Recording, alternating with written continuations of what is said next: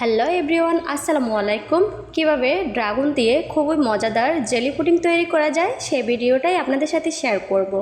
তো আপনারা ভিডিওটি স্কিপ করবেন না। প্রথমে আমি ড্রাগনটা খুব ভালোভাবে ধুয়ে ছিলে নিয়ে এখানে হাত দিয়ে আলতোভাবে ক্যাসলে নিচ্ছি। আর দেখতে পাচ্ছেন ড্রাগন থেকে কিন্তু অনেক পরিমাণ পানি বের হয়েছে, আমাকে কিন্তু আলাদাভাবে পানি দিতে হয় নাই।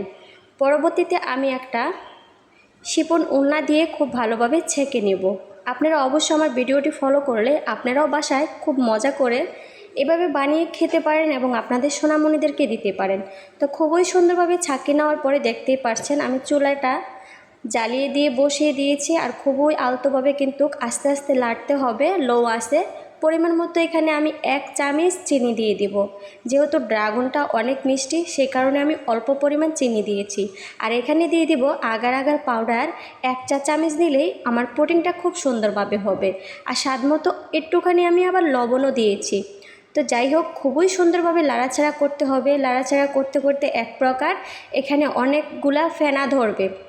যখনই বুঝতে পারবেন যে ফেনা ধরেছে তখনই কিন্তু আপনার পুডিংটা পারফেক্ট হবে। পরবর্তীতে আমি একটা বাটিতে খুব সুন্দরভাবে ঢেলে নিব, যে বাটিতে আমি পুডিংটা তৈরি করে নিব। তো আমার বাড়তি কিছু পুডিংয়ের পানি ছিল সেটাও আমি আলাদা বাটিতে বসিয়ে দিয়েছি। তো দুইটা বাটিতেই দেখতে পাচ্ছেন খুবই সুন্দর পুডিং হয়েছে।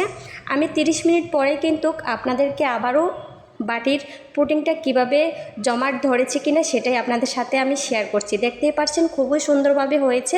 আমি হাত দিয়ে চেপে চেপেও আপনাদের সাথে দেখাচ্ছি। তো এবার আলতোভাবে কিন্তু আমি উঠিয়ে নিব, খুবই সুন্দরভাবে উঠিয়ে নিতে হবে।